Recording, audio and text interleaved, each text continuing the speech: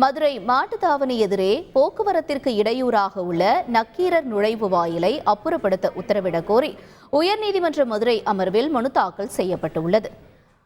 ஜைனப் பீவி என்பவர் தாக்கல் செய்த மனுவில் மதுரை மாட்டுத்தாவணி பேருந்து நிலையத்திற்கு எதிரே உள்ள நக்கீரர் நுழைவு வாயினால் போக்குவரத்து நெரிசல் ஏற்பட்டு ஏராளமான விபத்து நடைபெற காரணமாக உள்ளதால் அதை அகற்ற உத்தரவிட கோரியுள்ளார். நினைவு சின்னமாக உள்ள நுழைவு வாயிலை இடிக்கக்கூடாது என்று கூறி முன்னாள் அமைச்சர் RB உதயகுமார் சார்பில் இடையீட்டு மனு தாக்கல் செய்யப்பட்டது. இதனால் கோபமடைந்த நீதிபதிகள் அந்த நுழைவு வாயிலை மனுதாரர் பாதுகாக்க நினைத்தால் மாட்டுத்தாவணி எதிரே இருபுற சாலைகளிலும் உள்ள இடங்களை விலைக்கு வாங்கி அரசிடம் ஒப்படைக்கலாம் என்று கூறினார். RB உதயகுமார் தரப்பில் வழக்கை திங்கட்கிழமைக்கு ஒத்திவைத்தால் உரிய ஆவணங்களை தாக்கல் செய்வதாக தெரிவித்தனர்.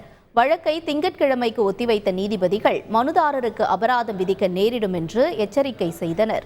மதுரை மாவட்டம் சோழவந்தான் பேருந்து நிலையத்தில் ஆபத்தான நிலையில் உள்ள அலங்கார நுழைவு வாயிலை சீரமைக்க வேண்டும் என்ற கோரிக்கை எழுந்துள்ளது. அடிக்கடி பெயர்ந்து விழும் டைல்ஸ் கற்களால் உயிர் பயத்துடன் பொதுமக்கள் மற்றும் பயணிகள் கடந்து செல்லும் நிலை உள்ளதாக சமூக ஆர்வலர்கள் அதிருப்தி தெரிவித்துள்ளனர். மாவட்ட ஆட்சியர் விரைந்து நடவடிக்கை எடுக்க வேண்டும் என்ற கோரிக்கையும் விடுத்துள்ளனர். செய்திகளை உடனுக்குடன் தெரிந்து கொள்ள உடனே சப்ஸ்கிரைப் பண்ணுங்க.